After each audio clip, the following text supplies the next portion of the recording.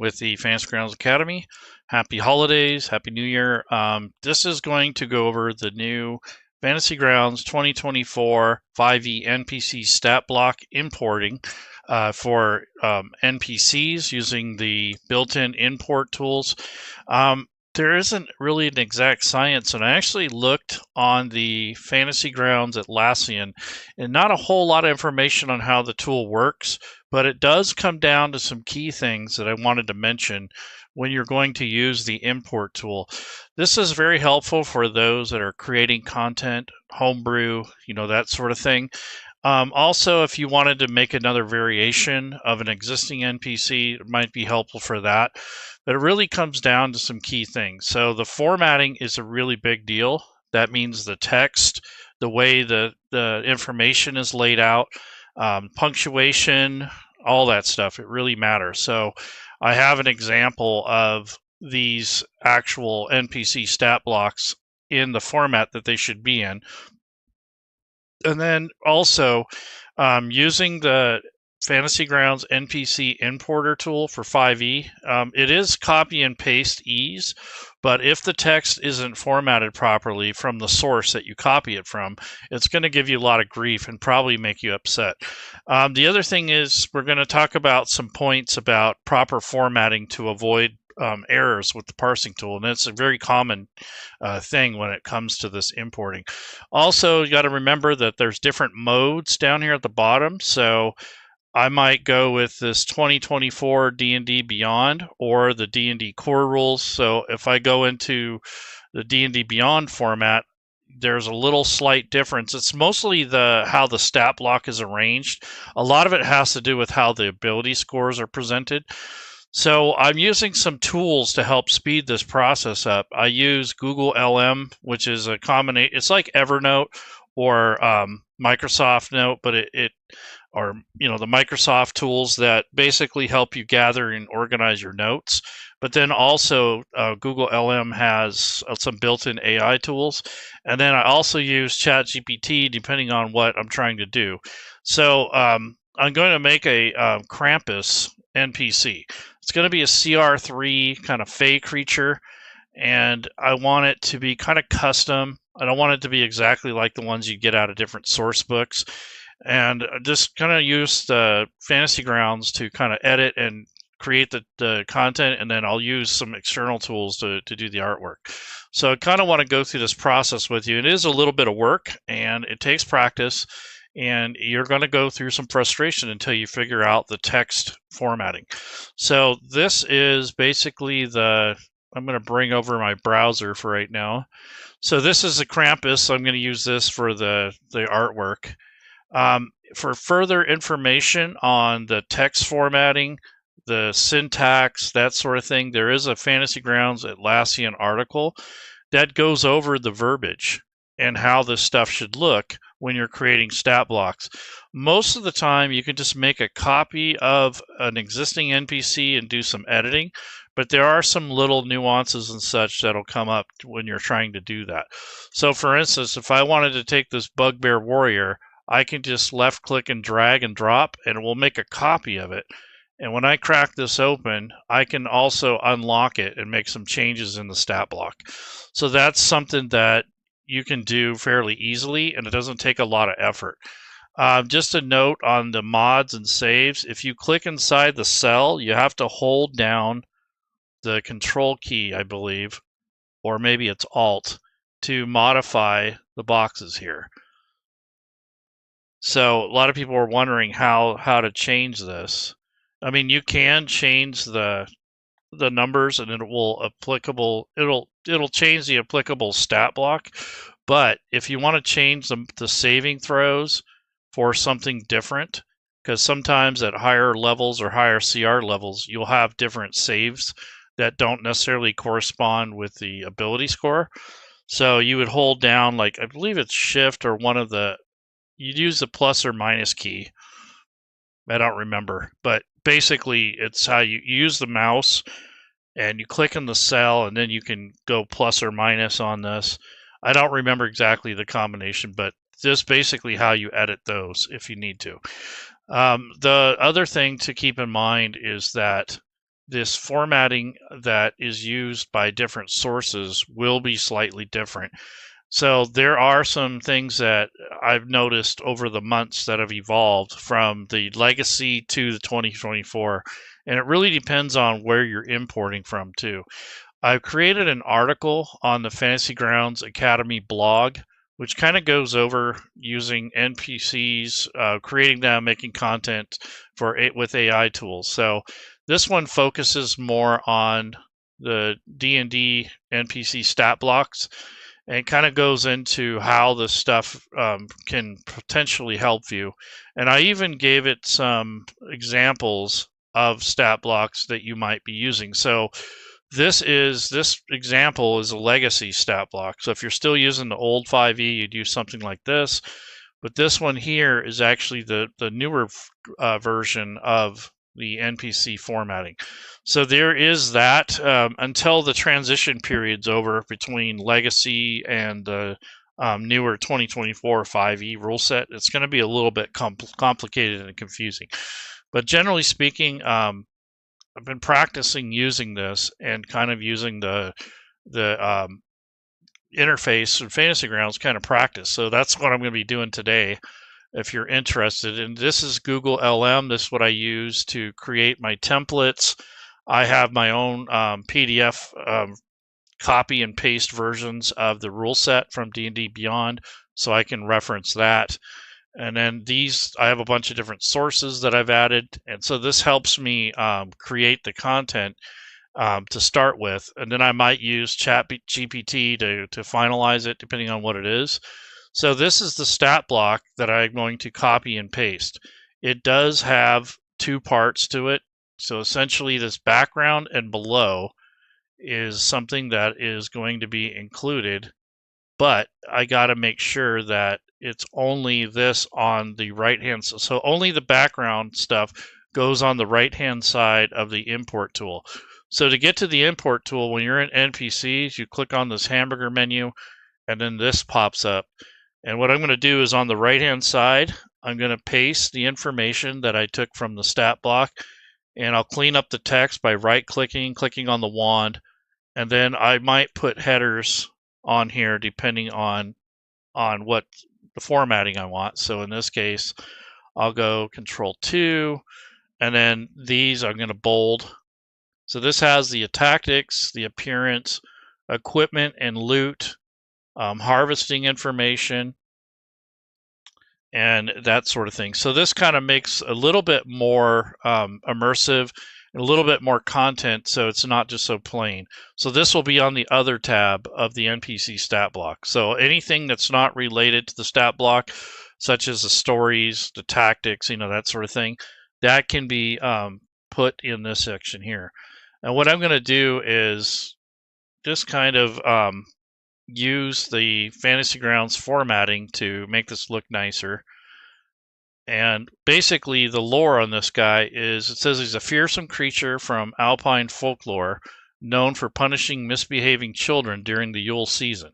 Standing between 7 and 8 feet tall and weighing between 300 to 400 pounds, he serves as a dark counterpart to benevolent holiday figures such as Santa Claus, and he instills fear to encourage that the young or the naughty are good. And he utilizes a ability that kind of made up for this called Snowbound Stride. So he can navigate in snowy terrains without much effort. In combat, he employs multi-attacks to deliver a combination of bites, claws, chain attacks, and sticks. So he carries these birch sticks. His chain attack can grapple opponents, restricting their movement. He uses his terrifying cackle to instill fear, disrupting enemy coordination. So he's kind of a formidable opponent. Krampus is depicted as a hulking goat-like figure with large horns, a long tongue, and a shaggy coat of dark fur. He carries chains, sticks, and a magical bag of holding, which he uses to capture and punish the wicked. So I added the bag of holding because I thought it would be kind of appropriate so you can grab more than one person at a time. So he has chains and sticks, so if you loot this, that's some of the stuff you'll find, and the bag of holding, which is kind of useful. And then if you're going to harvest, any who defeat Krampus may harvest his horns and fur, which can be used as components in crafting or sold for profit. His horns are valued for their durability, while his fur provides warmth and is sought after for creatures that are seeking creating cold-resistant clothing. So it could be made for some kind of cloak of cold resistance or something like that. And now I'm going to actually grab the NPC stat block part of this. So I'm going to go back to the ChatGPT code here, copy the code, which is just basically the formatted text. So I wanted to show you that. So this right here is usually what goes wrong with this. So where it says mod save, like this is the newer format. But you'll find that stat blocks have this information in so many different formats it'll drive you bananas. So you try to, if you need to, you might have to modify a stat block before you import it and export it. So that's something that you're going to have to deal with. So if you want to do like a lot of homebrew, that sort of thing. So what I'm going to do here is go back into Fantasy Grounds and paste that code stat block. It's really just text. It's not really code. And I hit Control V as in Victor. I want to make sure that these notes and such don't get pulled into the stat block because it's not part of the actual syntax for the stat block. So I get rid of that because that's already over here on the right. And then I'm going to right click and go to clean up text. And I needed to make a few changes. So I thought that this creature could be a medium fey or monstrosity. So I think I'm going to just say medium fey because it'll confuse the parsing tool. You can't have two of those. And you'll notice that it says medium fey, comma, chaotic evil. So all this stuff has to be in a certain order. So this is the AC initiative +2, and in parentheses it says 13. That's probably the alternative armor class. Then hit points 65 with the roll in parentheses, speed and climb. And then here are the ability scores. So there's mod and save with 3 ability scores, mod and save with 3 abilities. So this is the newer, this stuff right here is the newer formatting for the ability scores. Also, this stuff down here is a little bit different from the legacy content. So it has the proficiency bonus here. So that's something that you'll notice. This word traits doesn't have to be there, but I believe it still parses. But in the new stat blocks, it doesn't even say traits. It just lists the stuff that isn't really have syntax or combat related. So for instance, snowbound stride, Krampus ignores difficult terrain caused by snow or ice. Beast of burden, so Krampus can carry twice the weight of a creature of his size without being encumbered. So those are just some kind of more like notes. And for actions, the multi-attack is here. He has a bite attack, claws, his chains, and the sticks. So these are just some of the stuff. And then his special ability, which is this terrifying cackle, recharges on a 5 or a 6. It gives you the syntax for that. So all this stuff here, the way it's worded and the way that it's formatted is very important. So each one of these actions has a period after it. You don't want commas or semicolons. If you put any extraneous punctuation like hyphens and dashes and that kind of thing, it's not going to parse correctly. It has to be exact. And I've been working on this for probably a couple years now. I've kind of got it down to where I kind of can tell if it's going to work or not.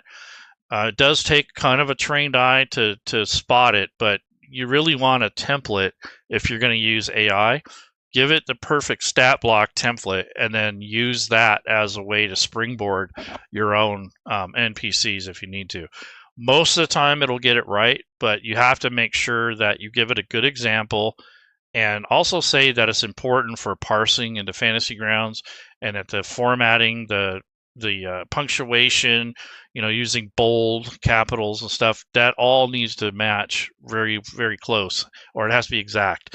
And if it doesn't do that, you're going to have to reprompt it, because quite often, or at least in the past, the ChatGPT used to really irritate me because it would just do whatever, even if I give it examples. So it's getting better at that, but for the time being. So I want to see if this parses correctly. So we'll be able to tell right away. So I'm going to go ahead and hit import now. Now that I have all this text in here, all the stat block information, go ahead and hit import and we'll see what happens. So far it looks okay. So I'll leave this open in case I need to redo it. If you close it, you'll have to kind of start over. But so far it looks right. So here's the traits and here is the skills. I don't think, let's see what happened with, we're supposed to have resistance to cold. I don't think that got included, so I'm going to put that here. So he's supposed to be resistant to cold. I think that was more on me because I didn't check to see if that was part of it. So that should be in here. So that's just a minor edit. I didn't have to do much with that. Here's the languages. Here's dark vision. Challenge rating 3. I think the most of the Krampus stat blocks you'll come across in published products, probably a little bit higher, probably between 5 and 15, depending on who made the adventure. But I think that's adequate for a lower tier kind of adventure. That's like almost like a 5th level character kind of. And then you look down here, if you can see the where it highlights, where it's kind of blue, that's how you can tell it's parsing correctly. And so here's the DC saving throw, that's parsing correctly. And that's basically the main part of this. And then if you go to notes, I don't know where this habitat and treasure comes in, but I think that this is something that's coming up with the new rule set, which I like habitat and I do like the idea of this. So maybe you'll be able to type that in for what areas it lives in. So you could probably say like alpine, Arctic, stuff like that. And then treasure, you might list some of the loot. So I do have that down here in the notes, but this looks pretty good. This is like a summary and then all the information that's needed here. And then what you can do is on this picture here, if you have artwork, you can add that. So I'm going to add some of this. So I'm going to get rid of this letter K thingy. And I want to actually put the artwork in here. So just right off the bat, I can use regular artwork, and then I'll make a token for it just in case. So what I need to do is first go to assets. And this is probably what takes the most time as opposed to, and even, when it comes to designing these things, not only is the format important, but you want to get all your artwork prepared if possible before you start this project, because it just slows you down. If you do this one at a time, it's going to take forever. It's better if you do like maybe a dozen at a time. You have all the tokens and the artwork done. You import them. You do all the associations after you get the stat block. That kind of speeds things up. If you're having to switch between making art, putting in text, exporting, and all that, that's going to take too long. That means you're just basically switching between the tools back and forth. So you're going to lose a lot of time like that. I think that at least if you do it that way, like one at a time, it probably adds at least 25% more time to your overall project. So if you had a big project with lots of NPCs, try to find a workflow that works for you. If it's only one, who cares? So like I'm doing today, I'm going to be doing all the processes. But when you're doing a massive project or a whole bunch at a time, you really do need to develop a system or a way to go about doing it. Otherwise, it's going to take forever. So I'm going to go into images and go to the folder. And here I have this 3D, this full image here.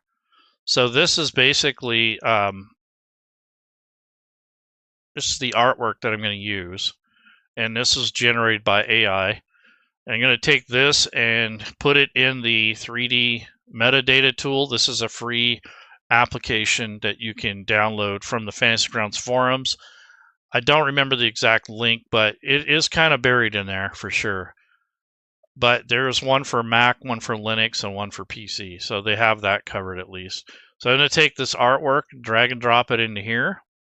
And what we're going to do is define the dimensions of this creature to make sure that it parses correctly in the 3D view. So if you want to use this particular NPC and you want to use the 3D 2.5D view, this would be how you do that. So I'm going to click on Set Measurement Region.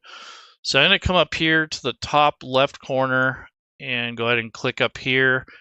And then we're going to click down here on the most top right corner. So that's going to be about our bottom right corner, about there.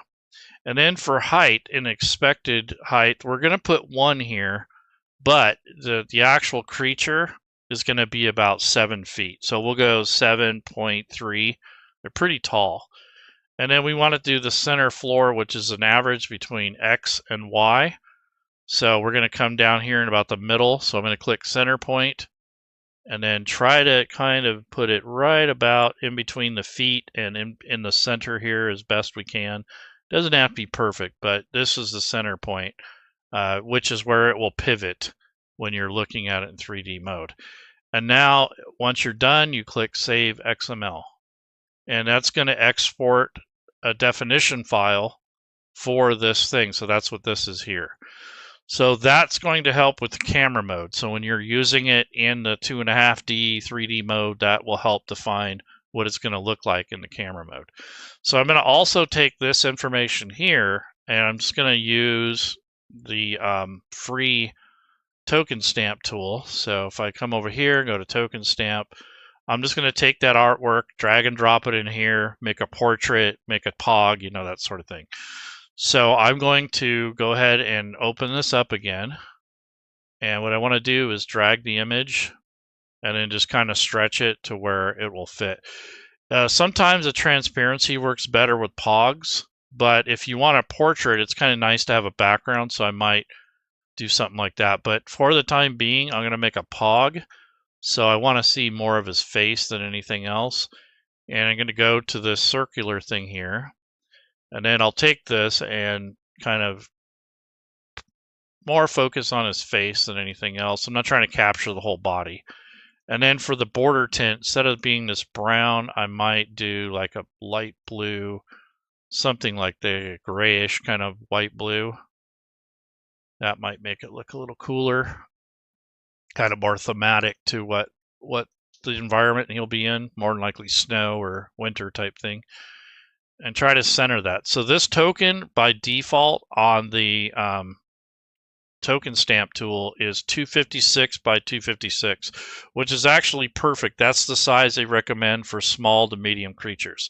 So we're going to say that he's medium, but even though he's pretty tall, he's probably like, 7 foot, but his body type is more medium, I guess on the high end. And I'm going to hit download, and that'll download this as a POG. So that'll be the token part of it. And then if we want a portrait, we can also take and remove the circle and kind of readjust this. And if this is going to be a character, I'd probably have like a background for it, but we'll do something like this, like kind of center it a little bit. And then for the background, I think I'm just going to use white because it's probably snow in most cases anyways. So that'll help kind of frame this a little better. And then I'm going to hit download. So this is more like the portrait picture. So once you download these, I think this is where a lot of us get kind of lazy or complacent. So I want to go and kind of cover this sort of thing. It's kind of important. I think this is something I'm guilty of too. So this is the downloads folder. What I'm going to do is rename this. So TKN underscore Krampus underscore, I'll say CR3. And that's basically how I know what's what. So that's a token. This is going to be a portrait. So PRT underscore, and then we'll do the Krampus underscore CR3. And this is actually very important because what happens is when you're in Fantasy Grounds, it's really difficult to find stuff. If it's got like, I'll show you an example. Let's see. Some of the artwork, like this thing here, has a huge title, or it has like X37259B12. That all that stuff is really difficult to search for if that's how you have it in Fantasy Grounds. So I'm going to go under images, and here I'm going to go to the top level, and I'm going to create a folder. Actually, I don't have to. Let me go to tokens up here in the assets, and then click on folder, and it will create a folder that's basically going to be for the token. So this is the token. I'm going to take the portrait and actually cut this out and go in and make a portraits folder for this particular thing here. So I'm going to go right click, go to new folder, and I'm going to type in portraits. And this is going to be for that individual picture with the white background. So once you've made all those changes, you move stuff around, anytime you do that, you want to click on the refresh folder assets. And now you'll get a folder called campaign. So when I click on that, there's the token. So while I'm here, I'm going to drag this flat token down to this section here, and then go back to images, go to campaign. Here's that full body art. So I'm going to take that and drop it into camera view. And then if you want a full version of the body, you can drag and drop that there too, or I could use the portrait image if I wanted to. But that's essentially how you can associate the artwork. So this is just a kind of a way to, to make this a little bit better for you. So now that I'm pretty confident that this is going to be good, I'll go ahead and close the import tool. And don't really need to do anything else that I can think of, but I'm going to lock it. And if you need to, if you feel obligated, you can test it. So I want to go ahead and grab and drag and drop this into the combat tracker. I want to make sure that I at least have some of the rules loaded. So if I go to modules, there's the free rules. So I'm going to actually go to activation, and what I want to do is go ahead and check out the way it looks, how it performs, so especially on a boss-like character, you want to make sure the actions and stuff are all working. So you do that by putting them on the combat tracker first, but before I drag it over there, I want to make sure that I have the rules loaded, because it might have to parse some of the abilities, and if you don't have the rules, it'll bark at you down here in the chat area. So I'm going to go with Dungeon Master's Guide. We don't have the monster manual yet, so that'll come out in the middle of February. Dungeon Master, I want to make sure I have that. Okay, so Dungeon Master's Guide, I'm going to make sure I have that just so in case, and then the Player's Handbook. And these are the 2024 versions. I'm not loading the legacy. I could, but I'm not going to. So Players, there we go. So there's the Player's Handbook.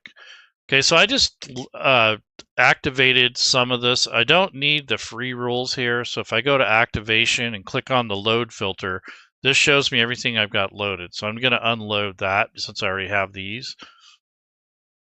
And that's basically what I wanted there. And then what I can do is I'm going to look for some kind of snow map, or some kind of map pack that's going to help me. So here's the Arctic Premium Bundle. So I'll load that just to be thematic so I can test out everything. So that's some maps there that I can use. And now what I'm going to do is, since I got all that loaded now, I'm going to drag and drop the NPC onto the combat tracker.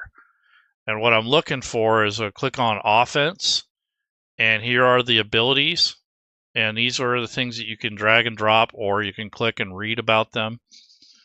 And this is kind of what you want to see. And when you hover your hand over these, it should parse. You have grappled, you have the frightened condition, it has a recharge, a saving throw, so that's what you want. And then, you got this, you got your notes here, and then you have this here. So there you go. So let's condense this down a little bit. This is usually where I put my NPCs when I'm working. And I'll go ahead and click on the offense again, so I don't need that. I'm going to make him visible because I'm going to put him on a map. So let's just take a look, see what he looks like. So I want to go to images and come on down here to the Arctic Maps Premium Map Bundle. Let's take a look at this. There's some Arctic cliffs. There we go. Perfect. This will work just to test things out. So this is 20 by 20 map, not too big. And the resolution is basically 2K or 4K. All right, looks good. And I like that whoever did the conversion, they actually put kind of a thematic blue grid on here. So if you don't like the grid color, you can always come up here and go to grid, and you can change this color, but I'm gonna actually just turn it down just a slight bit. I want it to blend in a little bit more. I don't like the grid showing as bright or as bold unless it's necessary. And then from here, I'm gonna actually drag the NPC onto the map. There we go. So there's the NPC. It's on the map. Go to play mode. Go ahead and lock this and just kind of move it around, see what it looks like. So it looks like he's in this ice frozen river canyon, because if you go to the unlock this and look at the line of sight, see they've got this placed on here.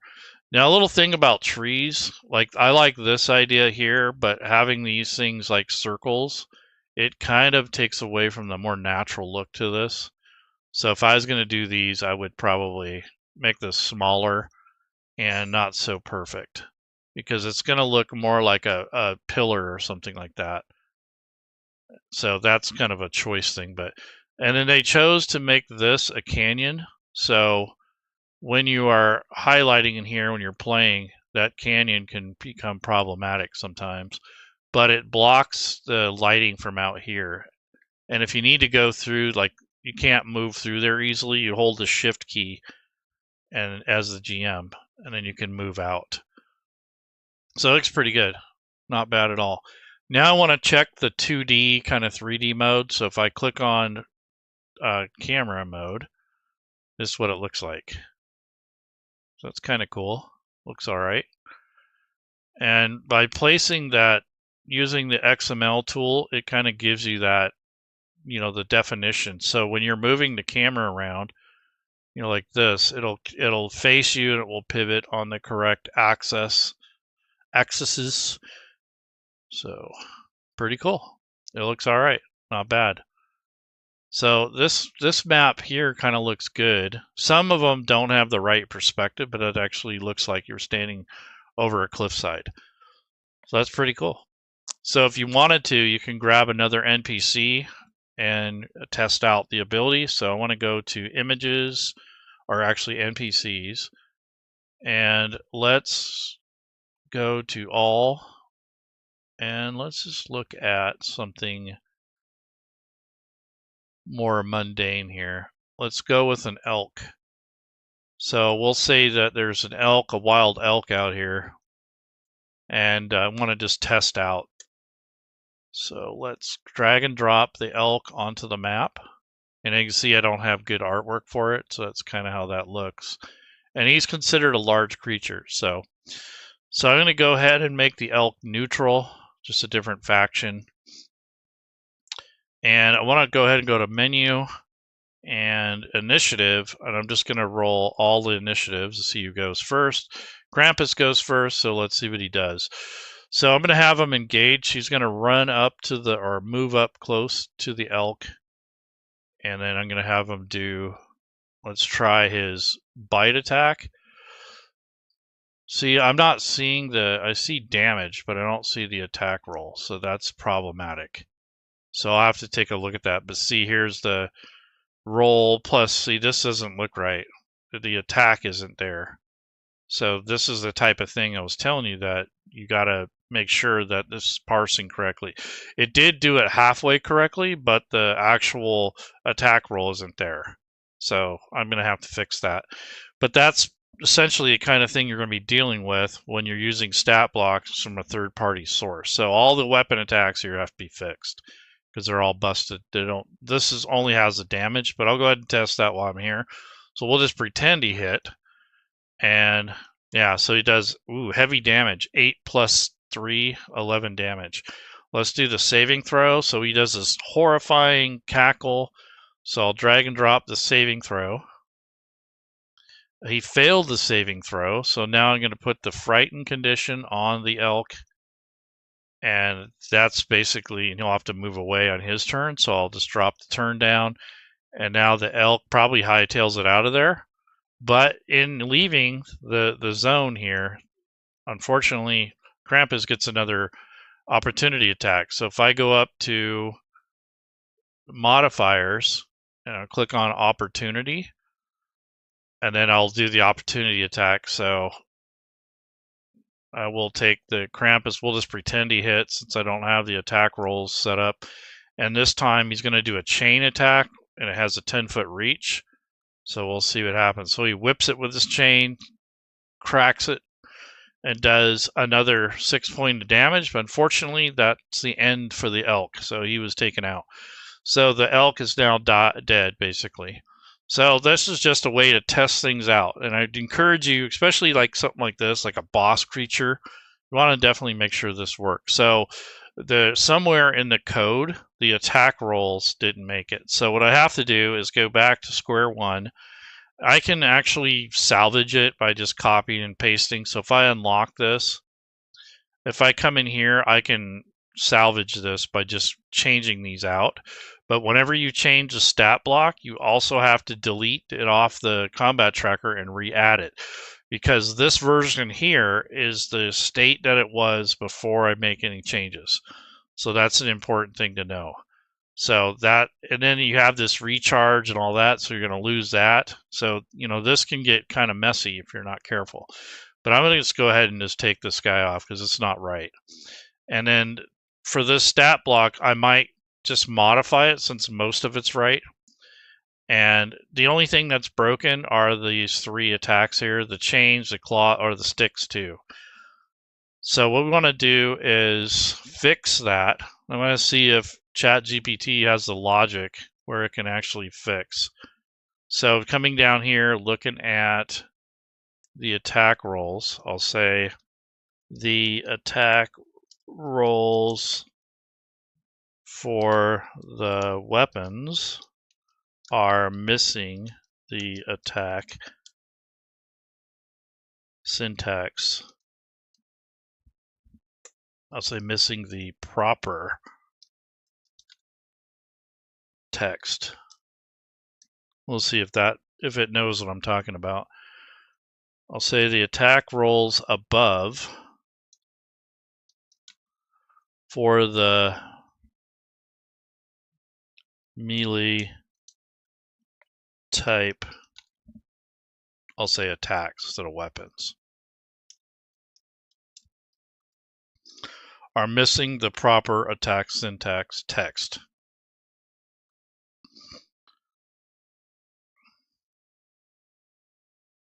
Okay, so it's going to try to correct it. We'll see if it knows what I'm talking about. It should, but we'll see. Yeah, so this is what it was missing.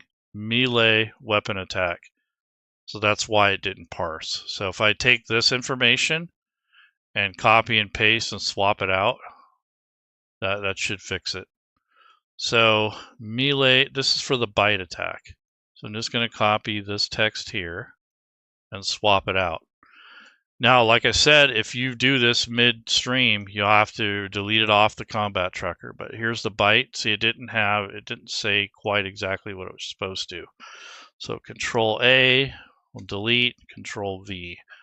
Melee weapon attack. See, now it parses correctly. Before it just said melee weapon. It was missing the attack thing here. So Control A, we're going to delete that. Let's go to claws.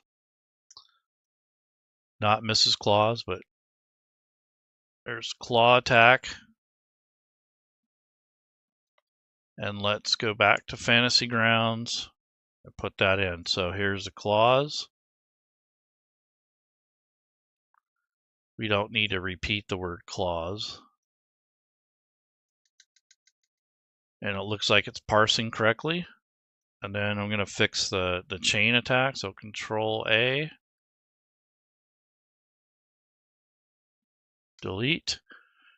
And then come back to ChatGPT and just grab the melee attack information.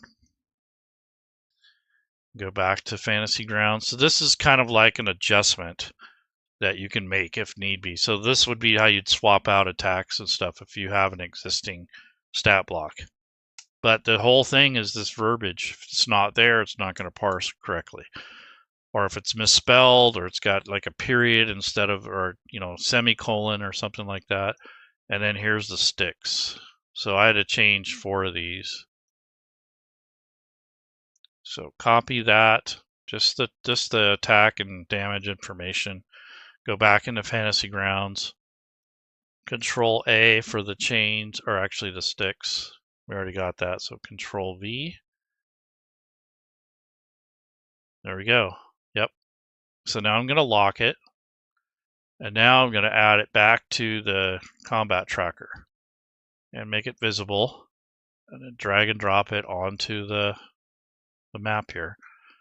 All right, so let's see. Even though the elk is already dead, I'm going to test out the offense here. So click on the offense button, and there we go. So here's the attack roll. So attack roll, and it actually rolled with advantage because this thing is already dead or dropped, so that's a hit. It actually dropped a 1 and rolled a 19. And let's just say he does a bite attack. He's hungry. So he rips into that thing, and that thing is definitely dead. So nonetheless, it worked. That's why I wanted to see this little M with the attack here. This is important. So that was not in the initial one. So this is the importance of why the verbiage and the language and the syntax is important. And all of that stuff is documented, not what I'm going over now necessarily, but all the stuff that is needed in a stat block in most cases is actually detailed on the Fantasy Grounds Atlassian. So if you go to the Fantasy Grounds Atlassian and you go to the NPC actions, it tells you exactly how the verbiage is supposed to be. So if you're not certain what that syntax would be, take a look at another stat block or go to this page, which is the NPCs and encounters for 5e. And then there's even damage and healing, saving throws, conditions, spell casting, all that. And it tells you how to set up encounters. So it's really important though, because this won't work out correctly if you don't. So you have, your resistances. So magic weapons, magic resistance, regeneration, NPC traits, condition immunities, vulnerabilities.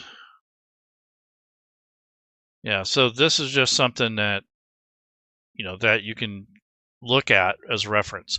Now I want to check out the cold resistance. I gotta have to figure out how I want to do that. So what I might do is create a cold attack and do that and check out, make sure that cold resistance is working, because that's something else that can go wrong.